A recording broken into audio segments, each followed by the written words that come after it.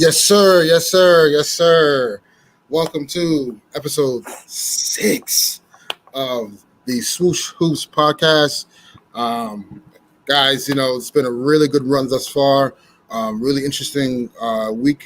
Obviously, we just finished week 1 of the NBA season. So a lot of overreacting, a lot of surprising things happening. Obviously, going into the week, the NBA talked about and commemorated the 75 all-time players of all time. That didn't make any sense, but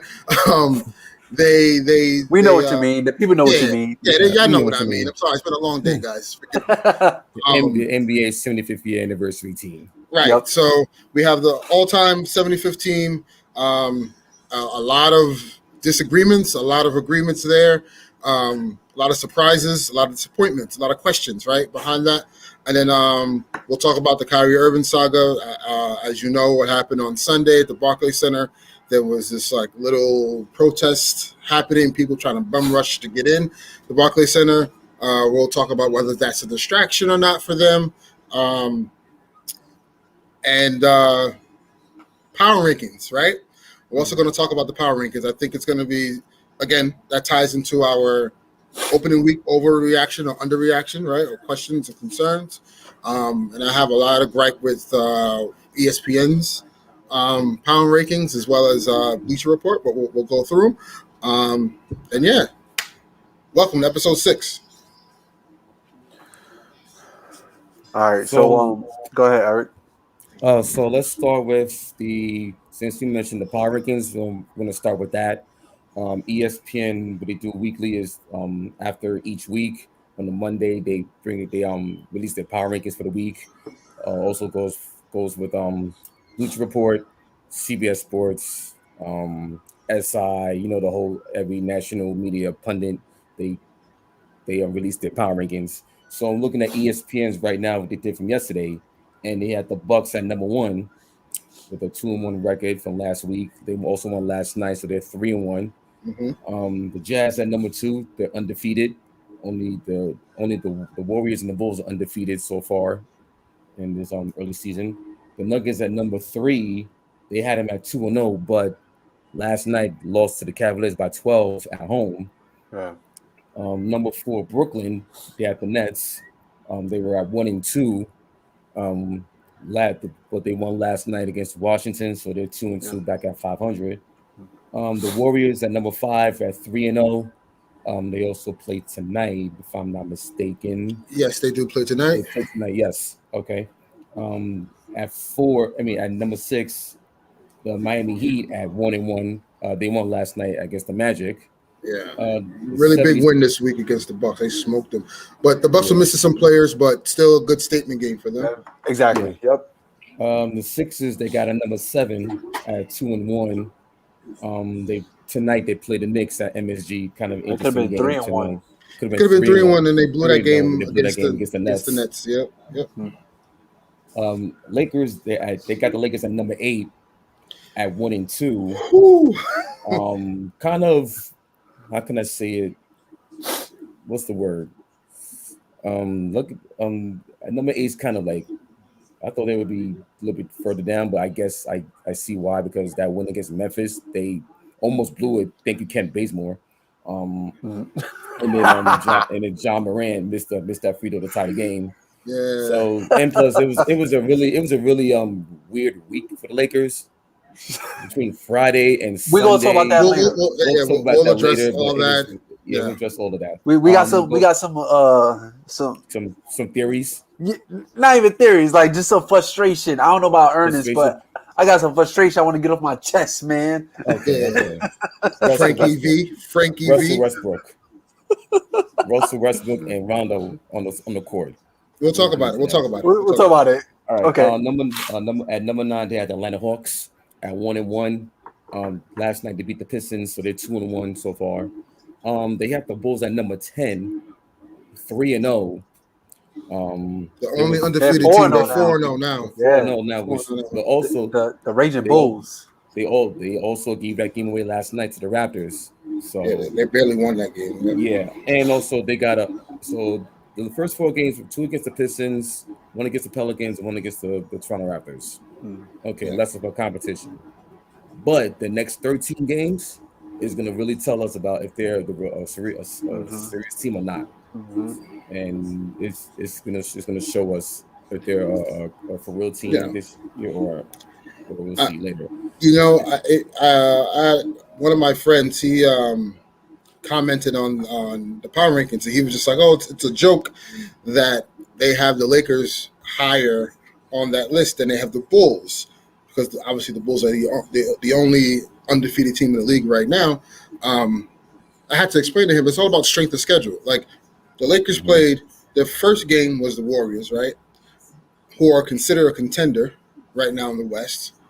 Their second opponent was the Suns, who are the reigning and defending Western Conference champions.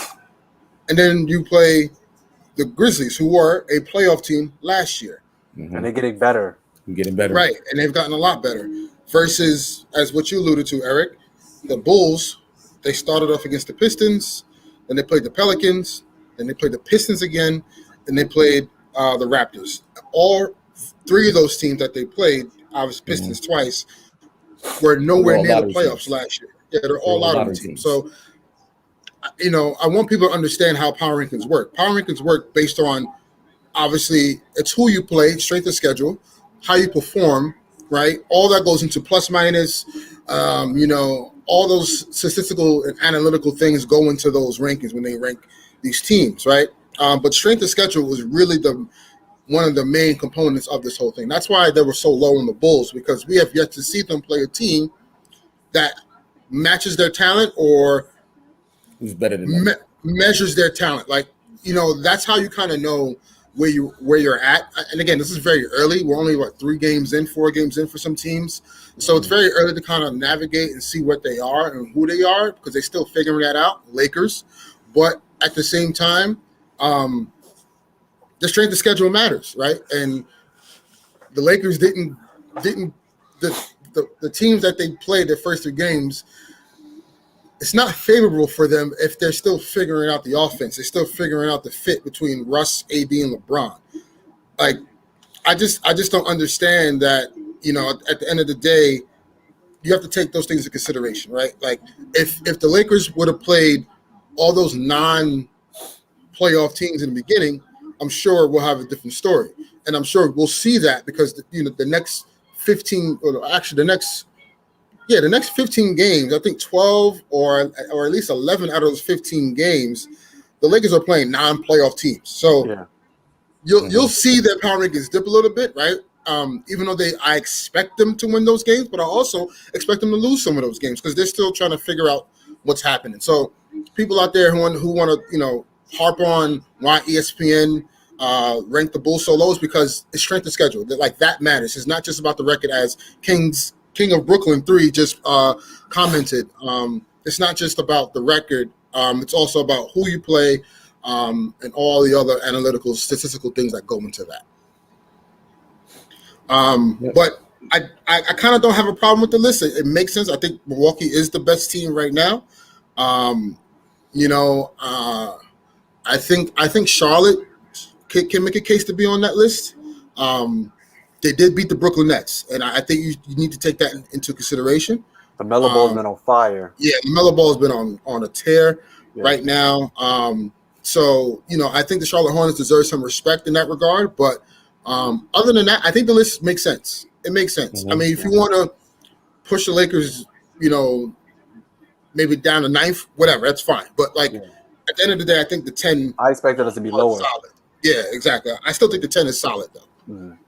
All right, so I'm going to continue the ESPN rankings. At number 11, the Knicks.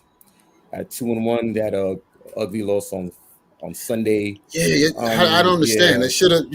You blew out the Magic. So I was at the game Sunday. Mm-hmm. They had a double-digit lead a couple of times before, but they let the Magic back in the game. And fourth quarter, Knicks had a 6-point lead, and then Terrence Ross goes off. Knicks couldn't make shots. Magic go on a 12-0 run, and basically that was the game right there. And then the Knicks were caught from catch from behind, and then they were missing shots left and right. They went cold from three in the fourth quarter, and they couldn't, and they missed 8 free throws the whole game, and they lost by 6. It's something about Cole Anthony playing at the Garden. Yeah, it was like, wait a minute, I didn't know that Cole Anthony could shoot at MSG. Like, wait a minute, and then you had Terrence Ross cooking them again. So anyway, just so like his dad. I mean, Greg Anthony put up numbers in the Garden too. So yeah, but not as much as Cole Anthony did. Yeah, I think here's the we should also talk about the teams in the top 10, but we're on this subject now. This was my concern with the Knicks, and again, it's super early. So again, this is a early reaction to everything, guys. This is not like what I think for the season going forward, right? But it's just these are the concerns I have for the Knicks in this regard. When it comes to Tibbs' system and really playing his guys for all those extended amount of minutes, does that flame run out to close games? The Knicks are going to be better than what I initially thought they were going to be, because I'm very surprised on how fluid their offense looks. Like, Obi Toppin is taking a step. I did not expect him to take a step the way he's done. I saw that coming during Summer League. Once Summer League finished, I saw him improve immensely. Like, okay, Obi's got something coming up this season. And I saw during preseason in the first 3 games, he's been really, really good. Mm-hmm. Yeah, and so I'm very surprised and impressed on how the offense looks fluid. I really thought it'll be a fit issue a little bit between Kemba Walker, he needs the ball, right? He's not saying he's a ball hog or chuck, nothing like that, but he's not a pass first point guard. He's a score first point guard. And then you have Julius Randle, who's a score first forward. He's really he's a point forward kind of, but his mentality is get buckets. So, and Evan Fournier, my God, has been on fire. So the fit is looking really well, and kudos to Tibbs for making that thing work, man, for real. Because it looks fluid. I'm just concerned with how much he's going to push them and those close games, because these games you're supposed to win. Like, the Knicks are clearly better than the Magic. You're supposed to win these games. The same way the Bulls beat those teams, and with the Pistons and the Raptors and those guys, I think the Knicks have to do the same to stay afloat. Mm-hmm. My thing was Sunday. It was just a cold shooting night in the fourth quarter, because they had the game. They were leading most of the game.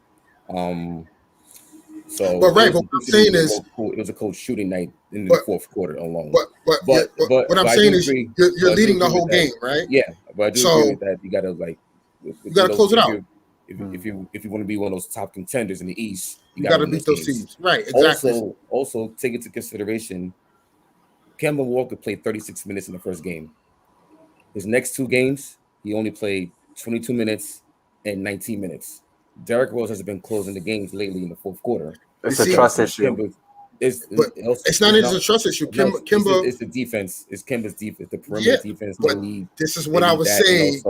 And also, Derrick Rose is Tibbs trusts Derrick Rose more in the fourth quarter than Kemba Walker. Right. But I think as time goes through later in the season, Kemba's gonna get his feet wet, and then he's gonna make sure that they even out the minutes. And also, I believe, and also I think the noise that you've been hearing that Julius Randle's last year was a fluke. He's averaging 20 and 11. Well, no, it's not about Julius Randle. Randle, I don't believe he's a fluke. Like, Julius Randle was good even on the Lakers. I saw potential there. You saw, you saw him. So right. So my issue with the Knicks roster is the philosophy going to coincide with their bodies, and this is what I'm talking about with Kemba. Kemba Walker has never been a great defender, and this is why Tibbs is like, I cannot have this guy on the floor in crunch time because he gets picked on. They hunt him on defense all the time. So my thing is that now you're losing a little bit of offensive ability by subbing in Derrick Rose for Kemba Walker, who can do more than Derrick Rose at this point of their careers. He's just a better scorer than Derrick Rose. And I do agree it's the trust factor, but at the same time, is that what is Kimba? Is this going to last? And is this? Do they need to make a trade down the line somewhere to get more defensive minded guard to help out? Or I don't know. I don't know what that looks like. But I always said Kimba Walker has never been a great defender, and he's going to it's going to hurt them in the long run because I don't know. And again, it's not a knock on Kimba. It's just I don't know if his body can hold up to what Tibbs is asking of it. I don't know. But and also, again, those cold shooting nights, right? Like for instance, and I'll let you go. They were leading the whole game against Orlando, and yes, they went cold in the fourth quarter. But that defense shouldn't have let up. Like if that's your identity, then you need to keep that going forward, and rely on your defense to help you pull out those gritty games when your offense is going well. Your defense has to create the offense for you. So those are the issues I think may happen at times because like. Again, this offseason, you guys supplemented more offense for defense. Mm-hmm. So, just my opinion. Also don't forget about the bench. It's not that every day's gonna be focused on Kemba and D Rose. You still got Burks. You still got Quickly. But do you trust Burks in crunch time? Do you trust Quickly in crunch time? That's a gamble, in my opinion. But my opinion, what I've seen, Quickly's gone up to a slow start. Burks, I trust more. So that's another player. That's another card that you have with Tibbs. So I think what I've seen is he's got a little bit better with the stagger minutes. And shouts out to Paul McWhite. He quotes that. I think Tibbs is working on that. Yes, I've seen he's also working on that. He's gotten better with not staggering minutes. So it's still going to take time for those two, for Fournier and Kemba, to get into the Tibbs system. I got full confidence that this team will figure out during the season how the rotations will go. Also they've been playing Jericho Sims from time to time. I like Jericho Sims. He's athletic, young forward. He's gonna make some noise. He's like he'll have a lot of plays this year that's gonna just blow the roof off the Garden. Like, oh yeah. He's gonna the dunks and the alleys and just the athleticism. Like I would like to see a little bit more of him on the floor. Especially because since Mitchell Robinson, every time I see him on the floor, it's like it really scares me because he's real injury prone. Yeah, he's the New York version of Anthony Davis. Yes. I don't know how many times Anthony Davis been on the floor this season, and every time my heart drops, I'll just be like, God, no. Yeah, like especially on Sunday, like, he had like a couple times when it was one time when it was a shot miss, was going for a rebound, and I think I forget Orlando Magic. Mo Bamba fell to the floor and went into Mitchell Robinson's knee, and he fell. Wow. And he was logging on and he's holding on to his. I'm like, no, not again. Yeah, and honestly, with Mitchell Robinson, like you need him to be healthy because like, he's an X factor. He's solid. Because I think last year. In that Hawks series, if you had Mitchell Robinson to contend with Clint Capella, it's a different series now. It's a whole different series. Mm-hmm. A lot of people were saying, "Oh, it was Trae Young." No, it was Mitchell Robinson. Mitchell Robinson was the Clint key. Capella was wreaking havoc on the boards. And that's why he was. And that's why he was so confident in talking all that crap because he knew there was no one on that front line that was going to guard him. Couldn't guard him. Todd Gibson couldn't guard him. Yep. Yeah. And Taj Gibson's a fossil, but shout out to Taj Gibson. Yeah. You know what I'm saying? 4-3. PS67.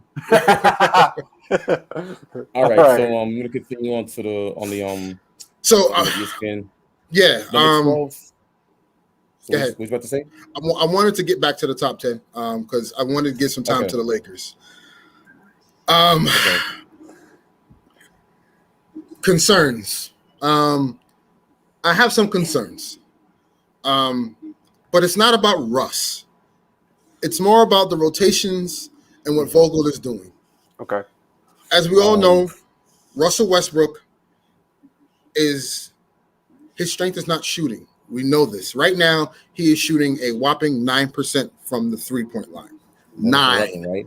9, 11, right? He only had like 2 this season, something like that. So I think Vogel, and I'm going to defend Vogel a smidget, just a smidget, because if you look at the matchups that they had to go against, and I know everyone's complaining, as am I, about the two big lineup. The two big lineup, for one, does not work with Russell Westbrook, LeBron James, and Anthony Davis on the court. Anthony Davis needs to play the 5. It's point blank simple. I agree. They have the best offense when he's at the 5. They have the best defense when he's at the 5. And I'll even step in real quick. When we went on that little stretch against the Grizzlies, what was it, Sunday night? Clearly AD was playing the 5, or we just had one big in the lineup and we was rolling. But as soon as you put 2 bigs back in the lineup, it just slows everything down. It clogs the paint. Exactly. LeBron can't get to the cup. Yep.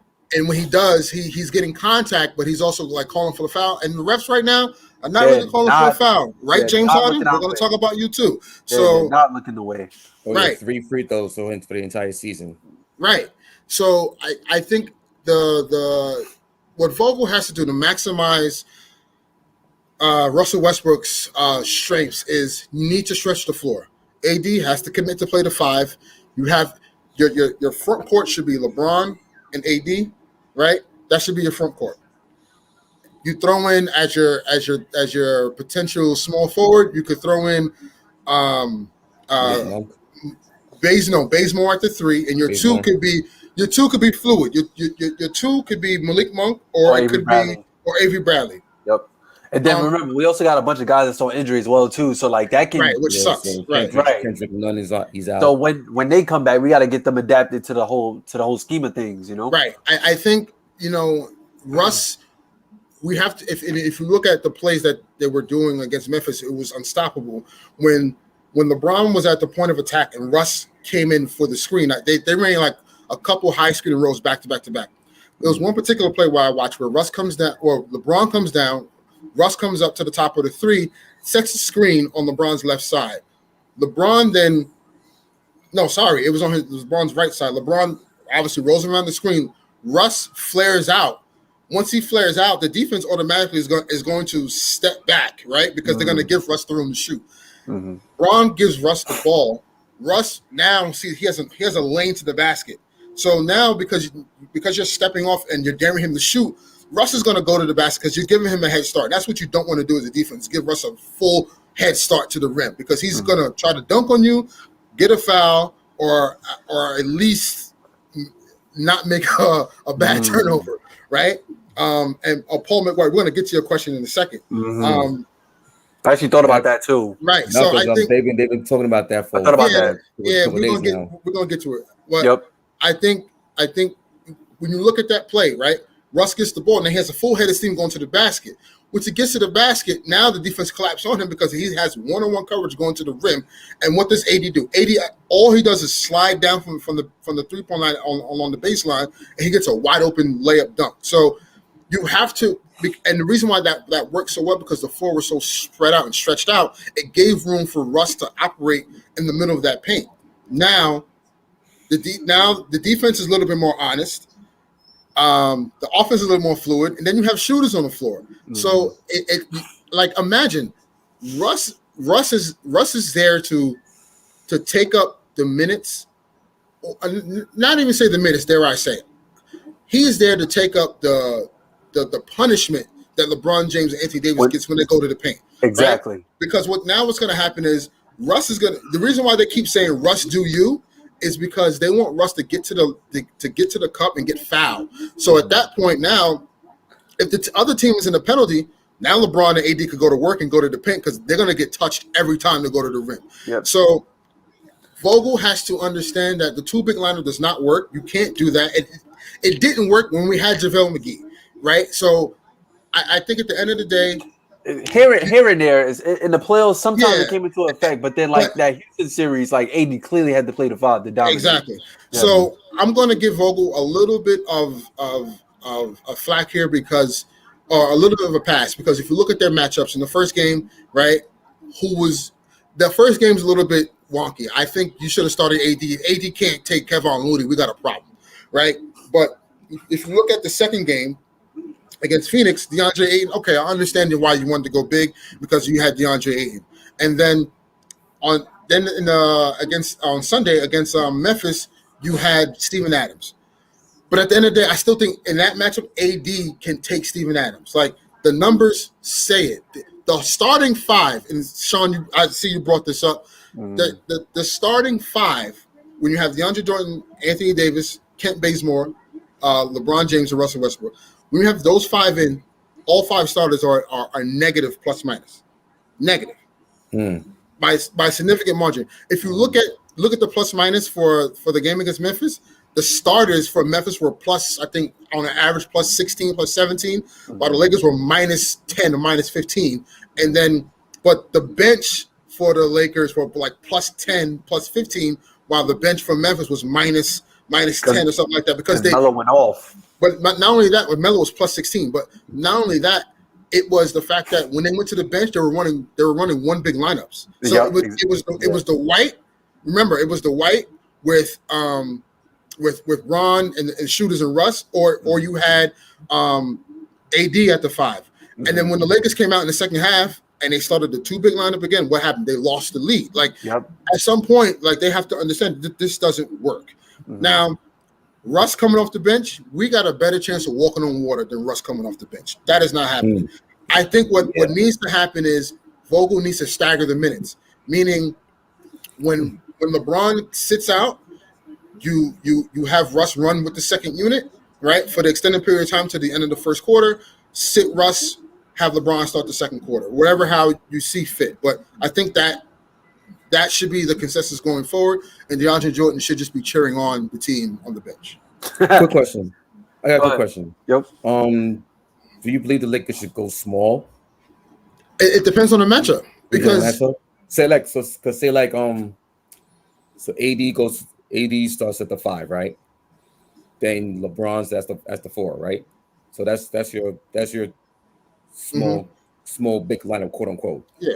And then at the 3, let's say, all right, I'm gonna put Malik Monk at the 3 because he needs shooting. Right. Well, you need Bazemore. Right. Because Monk is a little undersized, especially the guard wing. So we go with Bazemore. All right, and then do you still put Westbrook in that small lineup or Rondo? Because you're gonna need shooting. But Rondo doesn't help that either. Yeah, he's a better shooter. Yeah, exactly. Than Russ, for sure, he's a better shooter. But I would actually like this lineup better because it's going to be interesting to see how they match up against the Spurs tonight because we don't know if LeBron's going to play tonight. So here's my scenario. If LeBron James doesn't play tonight, the starting 5 should be AD at the 5, right? Your 4, and that's the thing. They don't have a lot of 4s right now. Their forwards are stretched in, but Melo will have to start at the 4. Your 3 would be Bazemore because you need to supplement Melo's defense because obviously his defense is oh my God, it's hard at his stage of career. You start Monk and then you start Russ. That should be the starting 5 if LeBron James doesn't play tonight. And that should be the 5 on the floor when LeBron James is off the floor, in my opinion. And just to see what Sean said, Laker injuries don't let them get into the rotations. They want to feel like I agree. To play. So I agree too.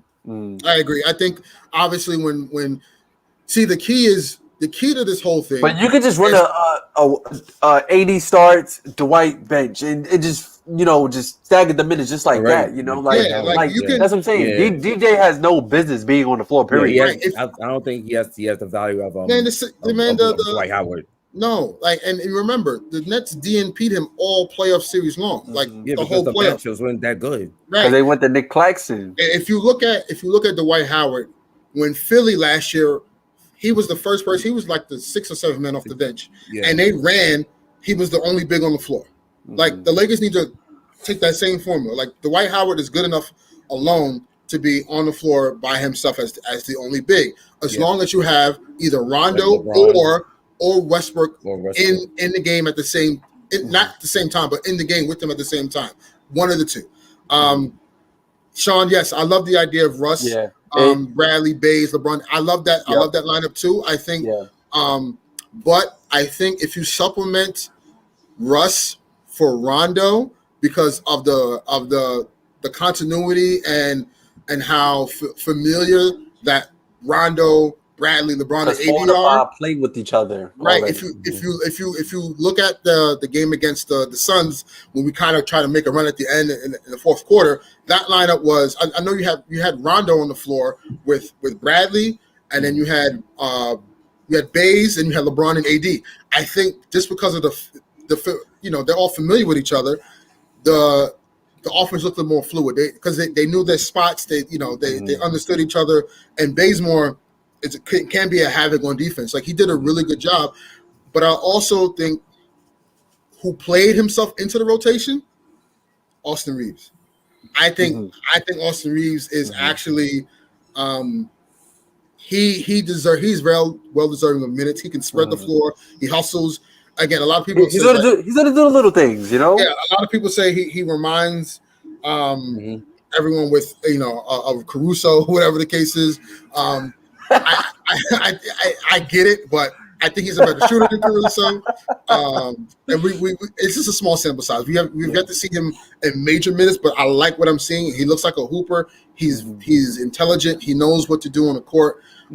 He has a feel for the game. He's very savvy. So I like Austin Reeves. I know he's a rookie, but I like him more integrated into the lineup. It's going to be tough though when Ariza, THT, and Nunn and Ellington get back, because now the Lakers have to figure out guard play. I think they're a little over on guards, and they need to maybe. And again, I'm not saying that this won't work, but maybe you look down the line to make a trade, package some of these guards to get a forward. Just to supplement some of the minutes for LeBron. You don't want to have Melo on the floor for too long because his defense will show, and that'll hurt. So again, I'm not overreacting to the Lakers. I think it's going to take time. Like these are going to be growing pains. It definitely shows that they didn't take the preseason seriously, which is kind of upsetting. But at the end of the day, I'm going to trust LeBron James to figure it out. And history shows that Russell Westbrook is 10 times better than he was in the second half of the season than he is in the first half. So we'll have to see. Look at last year with Washington. Yeah, exactly. I'm gonna just say that everybody was talking about the whole situation that occurred during the Suns game. When Dwight and AD put hands on each other, and just everything that went down that game just made me think like, all right, are these guys heads really into the game? Because there was just so much that happened. Rondo got into it with a fan. Dwight and AD was barking at each other. But I also think the refs had it. The refs took the game out of them, so they let that affect them, and then it was just the frustration built on top of getting your ass whooped at home. Right, so. and then also again, when you're frustrated just about anything, like especially something that you call a passion or a career, it definitely shows that all right, that good things are to come. Like, all right, we're gonna work towards this. You know what I mean?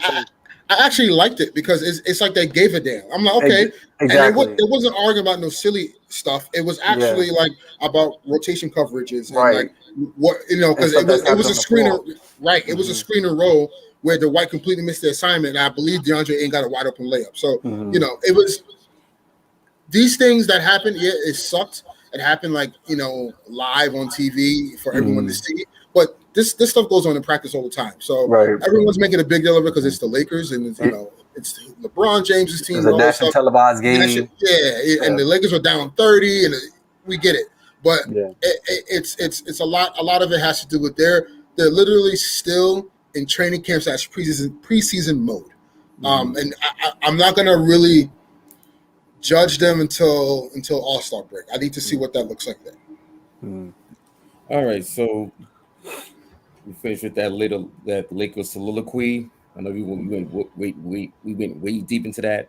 So we're gonna. I feel better. All right, so they need to get that off your chest. So your first 3 games, the first tonight, see what's going on, see how they respond against the Spurs. Yeah, and one last thing too before we move on to the next segment. The Lakers are in the first 3 games. They got out rebounded every single game running a 2 big lineup. Doesn't make any sense. Exactly. It doesn't make any sense. That's crazy. I'm stunned. It doesn't. I'm just confused. You have AD, Dwight or DJ, and Russ and LeBron who rebound the ball consistently for their careers, and they get out rebounded when you run 2 bigs. And you want to know what's funny? We got rebounded by Balicia on Yeah. opening night. So he had 11 boards, which is crazy. But continue, carry on. Yeah, All right, carry so on. Shout we're out gonna to Kendrick carry. Perkins. All right, so we're gonna carry on from the frustration of the Lakers. So, quick update: LeBron is out for tonight's game against the Spurs. Just got word from Bleacher Report. That's fine. It's a back-to-back. It's a Because back-to-back. they play the Yeah. Thunder tomorrow. Mhm. He could sit out tonight and tomorrow for all I care. Mhm. Again, it's early. Plus, I think this is actually good because now Russ wanna can be rush Russ. Exactly. I want to see Russ now run the offense without LeBron. And get that And- confidence on his belt too. Yeah, and I think this is a perfect way for them to see what the staggered minutes look like. Yeah. So I like it. All right, so LeBron will be out. We'll see how Frank Vogel stack is the lineup for tonight, and we'll see how that goes. I'll be watching for sure. We'll be watching on League Pass. So on ESPN, they got the Phoenix Suns as number 12. Last time I saw them, they got blitzed by the Blazers by 30, and then the Blazers got blitzed by the Clippers last night. Which is Funny how that goes. Dame Yeah, I don't know. is having some terrible shooting numbers so far. yeah, man. He's shooting 17%, I believe, Yeah. from three It's right now, ugly. which is Ugly. It's yikes. ugly. He was 0 for 8 It was last ugly. night. Yeah, it was 0 for 8, Yeah, which is it was ugly. I don't know if he, and I would never question Dame's heart. But it's like, is he like playing his way out of Portland? I don't know, but like, damn. All right, so he's averaging 17 points per game, shooting 36% from the field, 18 to 50, 2 of 24 from 3, 8% Damn. from 3. So what's really going on? Russell Westbrook is shooting better from the three. And mind you, also, God. he's not getting those calls. He's not getting those calls. Yeah, a lot of James yeah. Harden. They're not That's getting those taken to calls, a lot of effect for a lot of players. And plus the free throw shooting is down this year because Yeah. of the. Nah, let him hoop, man. If you're a hooper, you gotta hoop. You gotta gotta hoop, fight you through gotta that play. contact. You know what I'm saying? You gotta figure it out. Like if you look at like, and this is why like LeBron is so. This is why his longevity is so legendary, man. Because if you look at him now, he's shooting the most threes he's ever had in his career to start off the season. Yeah. Right. And right now, the Lakers have the best 3-point shooting percentage in the league right now. And he's our best shooter on the team. Right, at 46% right now from three. That's crazy. And LeBron right now, I think is shooting like and again, he'll come back down to life. But he's shooting like 40, 41, 42% from three. And I could be wrong, could be higher. And that's super impressive. You know what I'm saying? And it's like, you got to be able to adapt with the rule changes. The same way, you know, James Harden and Trae Young were able to exploit the foul calling on jump shots and try to create that like silly contact. Now you got to be able to adapt and score without those rules. Yep. All right. So ESPN has 13 at number 13, the Dallas Mavericks. They are 1-1. They play tonight against Houston Rockets. They kind of. The first game against Hawks, they got blown up by 30. So it was I'm still trying to figure out how this Mavs offense under Jason Kidd is really going to help the two-man game of Porzingis and You got KP out here getting outplayed by Clint Capella. Like Which it was like Twitter was just Nick's Twitter was just like flaming Porzingis once again. And rightfully so. Yeah, Nick's Twitter, every chance they get to, every chance they get. Ruthless, man. Bing bong, bing bong. It's ruthless, man. It's like you're 7'3", and mind you, and before the injury, he was like you started to become like one of the more dominant big men in the league. I'm not. They were saying he was the new Dirk. He was a new Dirk that played defense. And I think that injury, along with the other injuries that came after, it just I think it just limited his mobility and his confidence. I don't think it's shot, but it's not the same. He doesn't for some odd reason his movement is not the same. It's like he doesn't have the same confidence. I think he just he stands on a 3-point line way too much, and it's like, dude, you're 7'3", you get out rebounded by by 6'5" guards. Like, stop with that, please. Mhm. And on top of that, him and the relationship between him and Doncic is not good. So they need to clean that up, or else, well, they signed Doncic with an extension, but knowing in today's league, you never Anything is know. possible. Anything's Right. possible. Yeah. Shout out to All right. KG. So at Nah, number man, that championship. Never mind. Shout out to KG, man. Yeah. Well, Shout we out know to- if Ariza and Bynum weren't hurt, different story. Anyway, so at number 14, ESPN had the Charlotte Hornets at 3-0. Yeah, they should be higher, They man. should be higher. They should be Yep, I higher. They agree. should be higher. They should be Mhm. higher. They beat the Nets. They lost last night in overtime to the Celtics. They shouldn't have gave that one up. They should have won. They should have won that game. Mhm. But listen, Just a few defensive collapse. Yeah, I told people like this is the Charlotte Hornets team that last year they Fun were team fourth to in the watch. East. They were fourth in the East, and Melo went down with a broken wrist, and Gordon Hayward went down with that injury, that leg injury. I'm telling you right now, this team is going to cause problems in the East. Yeah. They're like one of those teams that if you're a high seed, you do not want to see them in the first round. Mhm. Because I think they're definitely good to be still at least 2 or 3 games in this series. Mhm. And also you got the LaMelo Ball factor. right.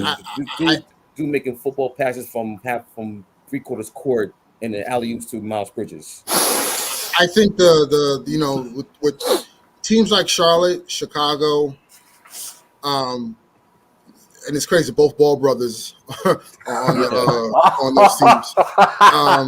But Chicago and Charlotte are going to make you run. Yo, Josh, hold on, man. Josh, hold on, man. We're going to get to that. Come on. Come on. Josh, chill, Josh. Come on, Josh. We're going to get there, though. But Sean says Miami Heat, number 6, not high enough. He's a Heat fan, so there's a little bias in that. You beat Milwaukee, okay, but who else did you beat? Magic last night. Strength of schedule, Sean. That matters. So and don't worry, they'll be up in the Eastern Conference standings. Yeah. Don't worry, it's still early. But yeah, Chicago and Charlotte, they're gonna make a lot of teams run that don't want to run. Mm-hmm. And you're gonna have to really keep up tempo with those teams. Yeah, they're gonna give up a lot of points, right? But they're gonna combat that and say, okay, you can score, I can score too. So that tempo is gonna dictate a lot of games, especially in the playoffs. Also, you gotta factor in the Sixers and the Nets are not as strong as they were last year. Mm-hmm. So there are openings in the Eastern Conference standings where it's like, okay, it's Charlotte Hornet team, Atlanta Hawks team, Miami, Knicks, New York, Heat, Chicago, Miami. They're all looking at it. Boston. They're looking at it like, okay, it's open field. We can compete with them. Now any team like that Dennis Schroeder on there are not going to be good. I'm sorry. I know. But no, with Boston, and just real quick, I don't know, man. They don't have enough around. Yeah, Marcus Smart. I just don't like their guards. Their guards, Marcus Smart and Dennis Schroeder. Like I literally saw Dennis Schroeder literally wave off Jason Tatum while he was hot, and he took a fadeaway jump shot and clanked it. I was like, what? and this is the same. Believe in yourself, Dennis Schroeder. The same Celtics team that got blitzed by the Raptors by 32 at home on a Friday night. Yeah. So they're gonna be one of those inconsistent teams that like. But Jaylen Brown is out to a hot start, man. Yeah, that guy improved drastically, man. Even though he was doing this last year, but just like everybody's starting to catch wind. Like, yo, Jaylen Brown is that dude. Yeah, he almost dropped a 50 burger last Wednesday at MSG. That was impressive. It was impressive. All right, so at 15, the ESPN Power Rankings had the Grizzlies. They were at 2-1. They lost Sunday night. Mm-hmm. This is a very interesting team for me. Ja Morant's off to a hot start, 35-8. He feels comfortable. He's getting real comfortable. Yeah. They're gonna be one of the fun teams to watch. DeAnthony Melton. They drafted really well. Yeah, they drafted and remember, 3 years. Remember, Dylan Brooks didn't play. I was going to say that. Yeah. So he's out, and he's still out. And at some cases on some nights, he's their second best player. Yes. You know what I'm saying? And remember last year's playoffs, they gave the Jazz fits. He's a dog. Yeah, he's a dog. Yeah. So I think the Jazz, excuse me. I think the Grizzlies they're surprising me than what I thought. They might not be a playing team. You know, we'll see, but you know, because the West is so volatile. And we got to see what Portland is doing, because Portland could drop drastically if this doesn't get cleaned up. Yeah. Portland is like a playing team. It's looking ugly. I could see Portland. I could see Portland dropping out. Like seriously. Yep. They didn't do anything. But yeah, continue. All right. So at number 16, they got the Washington Wizards. They lost last night, 2-1. Expected. Bradley Beal off to a good start. He was out with an injury. He was out injury, but I'm not impressed with the entire roster. I know what's his name? Rui Hachimura, he was out last night. I could have thought Dinwiddie, Kuzma, the rest of the guys, KCP, Trez Harrell. I just think they need to. I think they need more time together. Maybe that's the reason why, but they also they're jumbled. I think they're jumbled. No, it's not only that they're jumbled. The makeup of their team, their identity, just by the talent, is straight. We're gonna just shoot you out the gym. But here's the problem: your shooters are not that good enough, right? Like Kuzma is not gonna consistently hit 5 threes a game, shooting 46% from the field. You know what I'm saying? Making all those free throws. Like Kuzma is very inconsistent, and Washington will see that, as us Lakers fans went through for 4 years. Dinwiddie he's again another guy that can score, but like, can he do it on a consistent basis? KCP, we know he's hot. He's hit or miss. Like he could be cold one night, it could be super hot the other. Same thing with Kuzma. Montrezl Harrell, you know, his thing is, I'm just gonna play bully ball, you know, with my small body and just try to hustle. score. Yeah, they don't have They don't have guys that are focused on the defensive end. Maybe KCP to a certain degree, but other than that, all those guys want to play offense and shoot, and it's not really working. Sean, harping back on Portland, and Portland keeps dropping. He says Dame trade on the way. I think it's looking for sure. I don't know yet. Like, I don't think Portland is going to outright say we're going to trade him. He has to ask out, and I don't think Dame will ask out if he's struggling. And what team? He won't ask out if he's struggling. You get what I'm saying? He's not that guy. Yeah, but like in terms of that mentality to be like, yo, get me out of here. But I'm sure if he was off to a hot start, pick him for that salary. Or like some Bradley Beal shit, you know? Right. If he was off to a hot start, maybe Sean, maybe. But the fact that he's struggling, Portland has the leverage right now a little bit, because Dame is not going to be like, yo, I'm out because everyone sucks, and I'm doing all this. Like he's not playing well at all right now. So I would say cold. Let's wait a little bit and see. My personal prediction for that is this offseason. But back to Washington. Yeah, I don't know. Washington is Speaking of Portland, they got him at number 17. At 1-1. Look at that. See how that goes? Perfect segue to that. They got blown out last night at home by 30. There was a no-show. Terrible. Chauncey Billups just like rip into a new one with them. It's like, and rightfully so. It's like you're trying to establish a culture, and you gotta start winning these games. You know what I'm saying? So like I know it's the 3-game sample, but in the Western Conference, you cannot afford to fall back into like a deep hole and then expect to climb out of that hole back in January, February, March. Hey, Paul White had said Dame won't say it, but he wants to leave. I agree. Yeah, but he has too much pride. He has too much pride because he ain't running from the grind. Yep. Oh, that rhymed.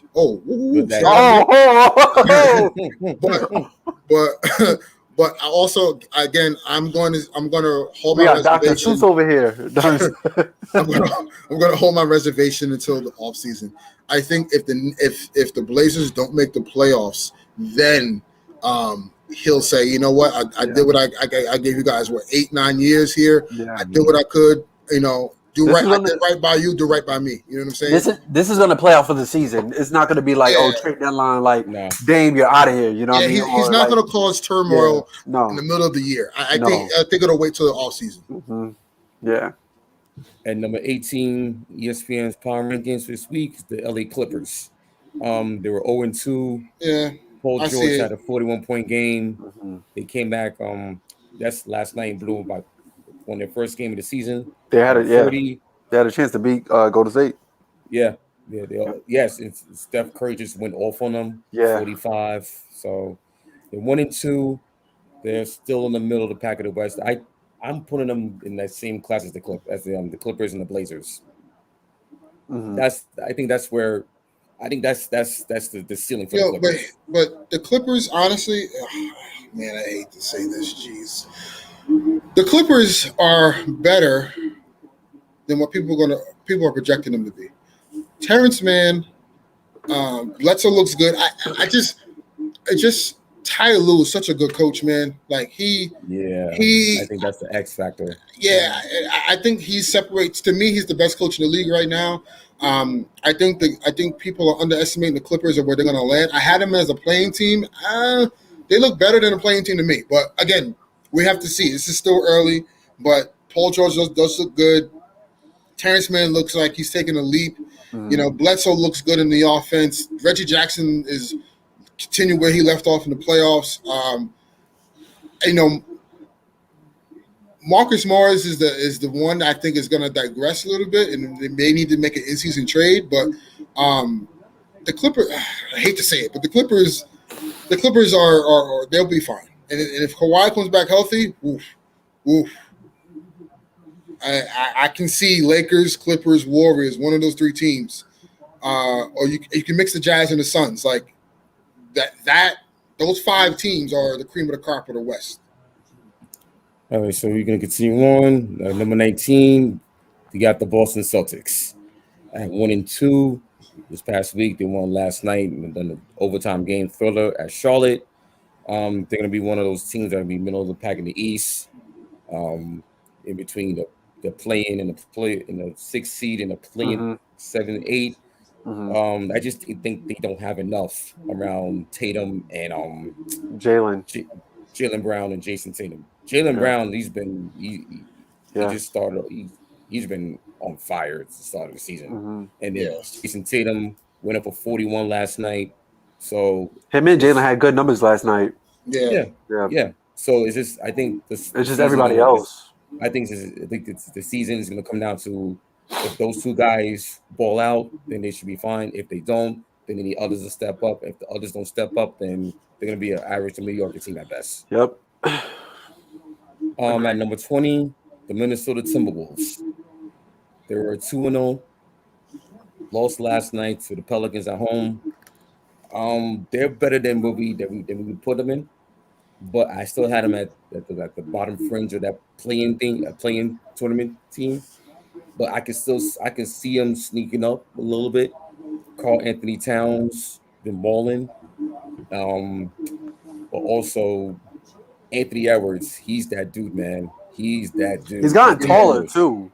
Yeah, remember they said he did. Yeah, he gotten taller. He's gotten taller. So I expect him and Karl Anthony Towns to have a big season. Honestly. Yeah. I think so too. I think to me, they should get Ben Simmons.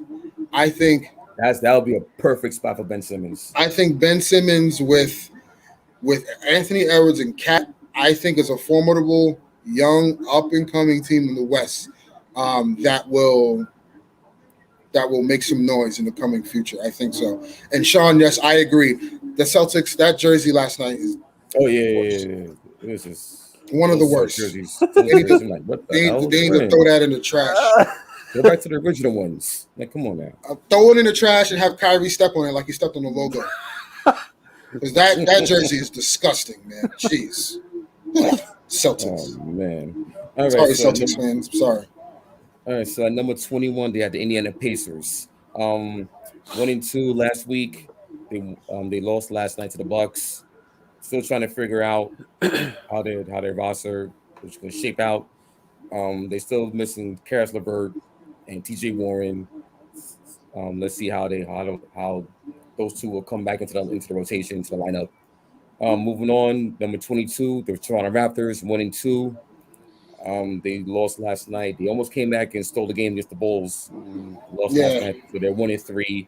Scotty Barnes, I think he'll be in the sleeper for rookie of the year. Yep, he's rookie of the year. Yeah, Yes. we didn't even mention him at all. That's how good this rookie class is. Mm-hmm. So I'm just gonna speed through the rest of the power rankings because we're coming up on game time. Number 23, Sacramento Kings are 1-2.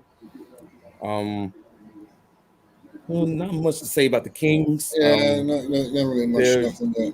Obviously, Marvin Bagley situation. Yeah, Marvin Bagley is going to. Like I told you guys at the first episode, I said there's no way Marvin Bagley and Buddy Hield are on the team through the trade deadline. Mm-hmm. Those two guys will be gone. There will be a different team, whether they have Ben Simmons or whoever. But those guys, they will not be on that team. Well, Harrison Barnes is averaging 28 and 10 in his first 3 games. So yeah, he'll come back to life. He'll come back to earth. Yeah. And number 24. Like game 7? Yeah. Yes. And number 24, the San Antonio Spurs, 1-2. The late night against the Lakers. I like that young core though. Yeah, I know. Devin Vassell, Keldon Johnson. I'm gonna say this. I like to give hot takes, but Popovich, it's time to hang it up, buddy. Oh, they're ready. By the way, they're already preparing them to leave. Yep, it's time to give Becky Hammond that job. Yeah, give Becky Hammond that job. Or Teresa Witherspoon, whoever. I think one of those two ladies should be the next head coach. But yeah, it's Pop. You had a great run, man. Legendary career, legendary coach. Gave me fits and frustration, but it's time for Pop. Okay. So at number 25, Cleveland Cavaliers at 1-2. They won Laurie last Marketing. night at Denver. Yeah, Laurie Marketing putting posters on people. Jared Allen, yo. Jared Allen. She's a stud, man. Also, I told you about Evan Mobley, my rookie of the year candidate, 17-11. Evan Mobley is, and here's the crazy thing about the Cavs, man, which like blows my mind. They are playing 3 bigs in their starting lineup. Exactly. Three. Jared Allen, Mobley, and Marketing are there. They're 5, 4, and 3. Like center, power forward, small forward, right? Like you. And again, this is Kevin Love's coming off the bench, right? I hope he gets bought out because the Lakers could use him. Like seriously, not even like because like everybody should be a Laker, but no, I think Kevin Love fits with this Laker team, especially if you want to play AD at the 5. But needless to say, shout out to Josh Williams. Fair to Fro. Yeah, Fair to Fro. By the way, I know y'all miss him too, Brooklyn. Oh yeah, Brooklyn. Yeah, they miss him a lot. Clearly, because you're oof. Sidebar. I know this is this does go into the Jared Allen trade with the James Harden trade. James Harden. I don't know if it's me. Do you see him being out of shape again? Yeah, he's out of shape. But I'm gonna tell you why though. Hold on. I'm gonna tell you why. He had a grade 2 hamstring pull. That's pretty severe because once you get to a grade 3, it's pretty much you oh my God, he made me stumble my words because Josh is saying that he's telling Richard Robinson. Oh my God. Anywho, I ain't gonna say nothing. Keep the hot takes conversations going, guys. We love it, man, for real. But no, Jesus, what was I saying? Oh my God, Josh, come on, man. You was talking about James Harden. So the reason why he's out of shape to start the season. He didn't play much in the preseason. He had a grade 2 hamstring pull, nearly a grade 3. They said, which is damn near you popping your hamstring. So he had to take the season off to kind of heal up and rest up or whatever. He is definitely out of shape. He doesn't look like he's in rhythm.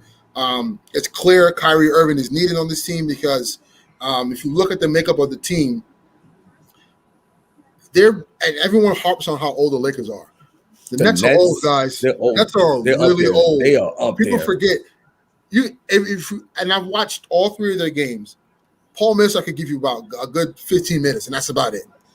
LaMarcus Aldridge, he gets picked on defense because he can't guard. He got slow feet. Yeah, he got slow feet. He can't guard the perimeter, and he can't guard athletic bigs. Yeah. This is why I said in our, I believe, 2nd or 3rd episode, this is why I said a matchup, if the Lakers and Nets were to meet in the finals without Kyrie Irving, even with Kyrie Irving, even with him, it's more of a difficult matchup for the Nets because they don't have any bigs to bang on the boards with the Lakers. And 2, they don't have an answer for Anthony Davis. And 3, there's no bigs on that team that can stop the screen Russ, roll. Right, that can stop Russ from getting to the basket. Like that's always been the Achilles heel for Brooklyn. And they're all in on offense and they want to outshoot you, but on the other side of the ball, they're mediocre. And they need to figure out if Kyrie's not going to come back, how are they going to supplement the scoring? I think they should supplement it with defense and try to get some good defensive forwards because it's looking bad for them right now.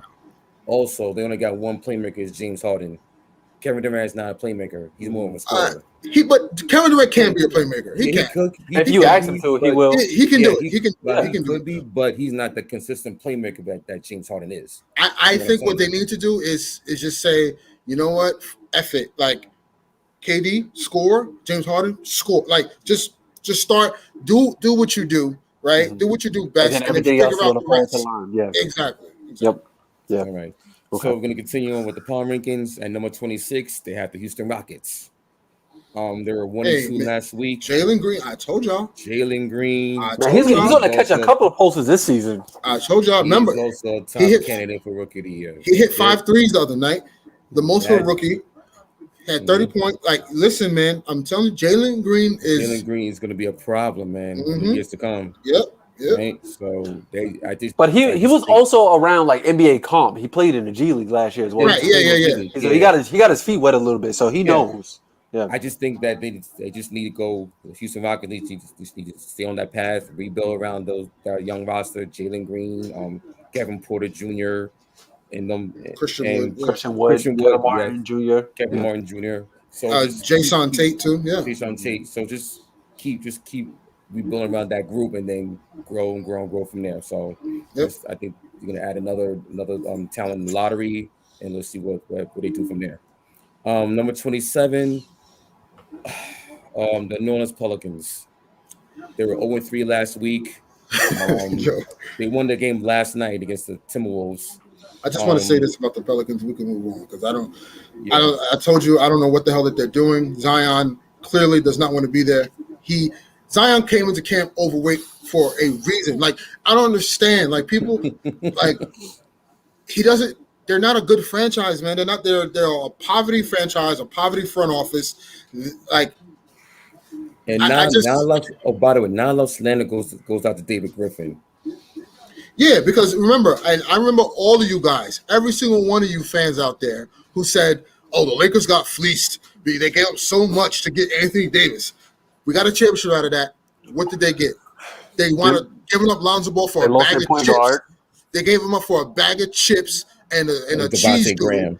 And they got Devontae Graham back. And now you got Brandon Ingram and Alcatraz by himself trying to escape hell. Like, come on, man. This is crazy. This is crazy. And Brandon Ingram doesn't deserve this. With a new coach. Yeah. New coach. Willie Green.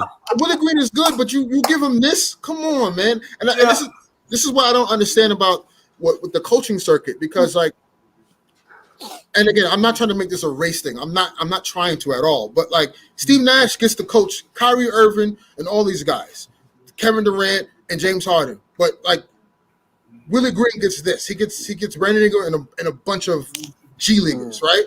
Yeah. And then if you look, coach's name from Houston, Jesus. Steven Silas. Yeah, Steven Silas, right? He gets there. Russ wants out. James Harden wants out. PJ Tucker wants out. We definitely cast a drift. It's just like come on, man. Like, give black coaches an opportunity to get some really good teams to coach and really prove themselves. Like, shout out to Nate McMillan, because he they threw him under the bus in Indiana, and he was like, "I bet. Look what I'll do with some talent, some actual talent." Yeah. And he gets all the way to the Eastern Conference Finals. Yeah. Like, let's give these guys some respect. And yes, Joshua David Griffin is an overrated GM, and I take that to the bank every single day. Mm-hmm. All right. So also at number 28, the Orlando Magic. They were 1-2 last week. Hold on, Sean. I know what you said. David Griffin hasn't been what he was in Cleveland, but guess who was in Cleveland? LeBron. You can answer that. There you go. All right. So at number 28, the Orlando Magic. They were 1-2 last week. They won Sunday at New York against the Knicks. Cole Anthony had a big game. Jalen Suggs is the real deal. I think they're gonna find a trade partner for Mo Bamba. Yeah, he was the Lakers had interest in him before the season started. They wanted they took an interest in him, but I think yes, they need to go New York. Go. They need yes, I think they need to trade Mo Bamba because they log jam. You know, you got Wendell Carter. You know, you also have what you call it coming back. Jonathan Isaac. Jeez, I forgot his name too. Markel Fultz. Yeah, Jonathan Isaac. You got him coming back. Yeah, you got him coming back. Yeah, so I think they need to offload him, but they also need to offload Terrence Ross because they reported that. Yeah, they did. You have Suggs. You already have Suggs, right? You have Cole Anthony, and we forget Markel Fultz is still injured. He's coming. He's going to come back. So. They're also log jam. I think they could get some nice young pieces. And RJ Hampton, who's pretty good as well. Oh my God, I forgot about RJ Hampton. They got him too. So I think you go younger, you build around those young guys. Along with Jonathan Isaac, who's probably like your best player at the moment right now. I could kind of argue Markel Fultz after the season he had last year, but they need to get younger and trade Terrence Ross. Hopefully, we can get him because we could surely use a guy like that. But yeah, yeah. Also, they lost last night to the Miami Heat, so they're 1-3 to start the season. 29 and number 29, the Detroit Pistons 0-2. As you no Kate Cunningham for the first couple of games. Oh my God, Javon. Yo, Javon, that's hilarious. That's hilarious. Yeah, New York can't get that much wins in one weekend. I mean, I can't argue with that. Terrible, straight terrible. Yeah. 0-2, the Pistons. No Kate Cunningham for the first couple of games. They lost the first 2 games to the Bulls. The next game is against the Hawks. Another rebuild squad. Dwayne Casey doesn't have his worst cut out for him, but they do have a little nice squad. Yeah, Sadiq Bey, Jeremy Grant. I'm hearing that they're trying to offload Killian Hayes for a 2nd-round pick. Like, okay, we'll see. What? That makes no sense. Yeah, it's Detroit, man. It's Detroit. It was for the GM. It's Detroit. I mean, Detroit basketball. Mm-hmm.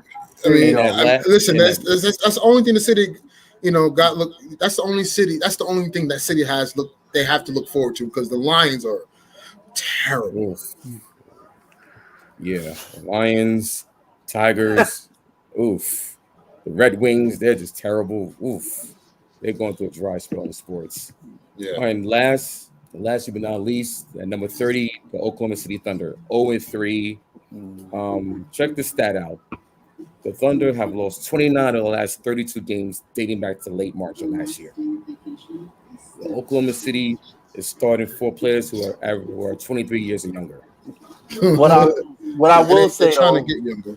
What I will say is that they're gonna be laughing at the rest of the league in the next coming years for that draft picks they got under their belt. So listen, I see Josh Giddey. He's about to be something. Who else? Oh yeah, they still got Shea Gillis. I wonder if they off ship him because they signed to a big contract. But can he shake loose in the next couple of years? I don't know. Because they're gonna be in major rebuild for the next 3-4 years because they got like how many picks? They got like 16, 17 draft picks. 17 draft picks. Yeah. In the next 5 years. Yep. So if I'm one of these top tier teams in the next couple of years looking to compete for the championship, I'm looking to add SGA. Mhm. And I still Yeah. say this, it was a big mistake for the Clippers to trade him off. Yeah. Yeah, it was, but I mean, forgetting Paul George. Yeah, at that time, yeah. You're forgetting Paul George.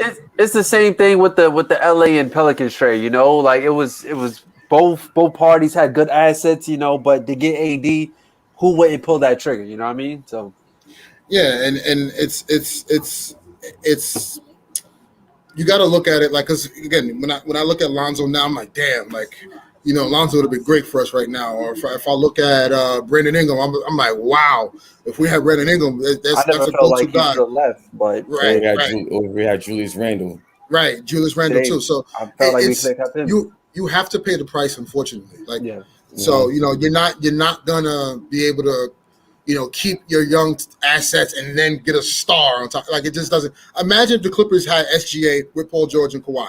Hey, we may be talking about them being the 2-time champions right now, right? So it's all good. Like, OKC will be fine, I think.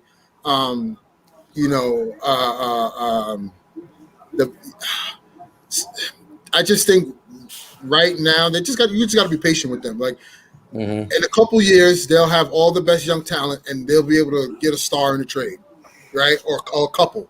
I've read that they're targeting Colin Sexton in the offseason to pair him up with Shai Gilgeous-Alexander, which I actually like. I think you have That's two a good young defensive backcourt. Yeah, two young bulls who really want to get after it. Dogs, yep. And you kind of set that up for I think they're going to try to get Iman, the young kid that I think he's going to. I forgot what school. Money Banks? Yeah, Money Banks. Memphis. Going to Memphis. Yeah, he's going to Memphis. So, I think they're trying to get in position to get him. Yeah, Money Banks. You add Money Banks. Listen, OKC and Houston, look out. That might be a little nice rivalry coming up later down the line. Yeah. All right, so we got through the power rankings. Last segment before we head out, we're going to talk about the continuing saga: Kyrie Irving, Brooklyn Nets, the NBA, the NYC mandates. Sunday there was a little protest outside Barclays, right before the Nets home opener versus the Hornets. A lot of the anti-mandate people that we came out. He's right. I was watching some couple of videos.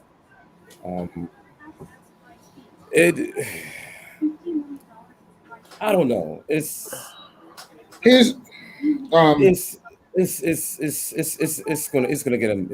gonna be real messy before it gets better. So I just hope that they resolve it soon, because do you feel like it could be a distraction?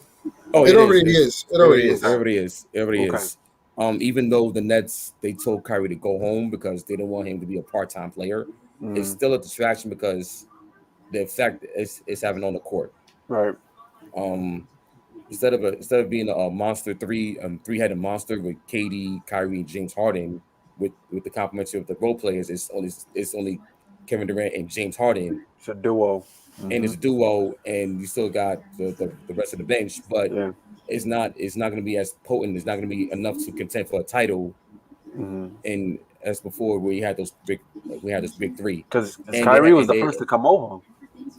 Well, Kyrie was the reason that they all went to. The reason why they all went. Right. Yeah. So shout out to Paul McWhite. Even if they start winning without him, it's not even a story. Yeah. It is. So yeah. Mm-hmm. So here's the thing: the whole protest thing that happened on Sunday, I don't blame Kyrie for it. Obviously, if you guys don't know, a mandate came down from the New York City government that all like municipal workers, city workers, police, all that stuff, they're mandating vaccines, right? And I think they just used Kyrie Irving's name to kind of get their to get their message across, because the protests wound up going to across the Brooklyn Bridge and all that stuff. Obviously, them trying to break into the Barclays Center was kind of crazy, during the game. I don't put this on Kyrie. This is not on him, and I don't say like, oh, because of him they protested and now this is a distraction. I just think at the end of the day, listen, The man has a choice to do what he wants to do. And that, You have to respect that and leave it at that. The Nets gonna have to figure it out at the end of the day. Whether he's there or not, they got to figure it out. If they're as good as everyone says they are, everyone believes they are, they got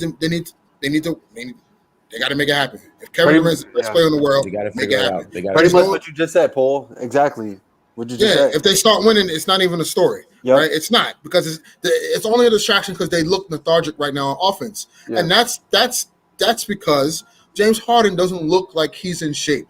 If James Harden is in shape, we're not talking about Kyrie Irving. Right. Yep. Exactly. And if they played defense better than they had the last couple of games, then it's not an issue. Right. Yeah. That's my thing. Yeah, but you can't be blaming Kyrie for that. So whatever. Yeah.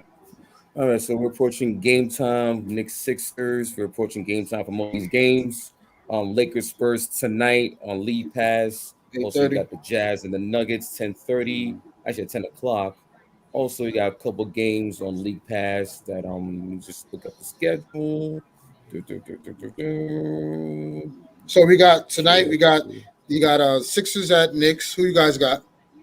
I got the Knicks. I got the Knicks tonight. I got Knicks. Yeah, I got the Knicks as well. Warriors and Thunder. We already know what's going to happen in that game. Yep. Warriors. Rockets and Mavericks. I can see the Rockets winning that game though. I got Dallas on this one. I got Dallas too, but I won't be surprised if they lose. Houston. Lakers Spurs. I'm gonna go with the Lakers. Very, very close game. I'll tell you like this: if Frank Vogel comes out starting two bigs without LeBron James and Russell Westbrook in the starting lineup, if it's DeAndre Jordan and AD with Russ and whoever else, chalk it up as a loss tonight. No, chalk it up as a loss tonight. Chalk it up as a loss tonight, because at this point he's trolling. And then the last game of the night, Nuggets Jazz, part of the TNT doubleheader at 10 o'clock. I got Denver. I like Utah. I got Denver. I like Utah. Yeah. All right, so guys, thank you very much for tuning in to another episode of the Shoot Shoots podcast. We'll be back next week. We'll let you know the times and dates, what topics we'll be discussing.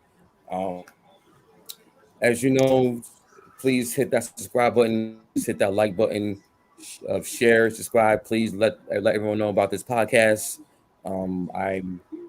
So please keep up the dialogue. If you want to comment on our opinions, please share it in the comments.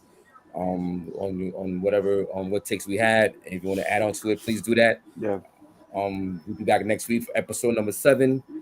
My name is EricL. Ernest Armastradamus. Yes, we sign off. Yep. Stay well, stay healthy. Enjoy the week.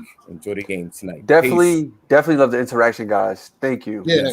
Keep it up. Share, like, and subscribe. Appreciate that. It's really important to us. We really, like the interaction and feedback. We only want to get better, and obviously, we want to have you guys on the show. So the more participation, the more intrigue we'll have you guys.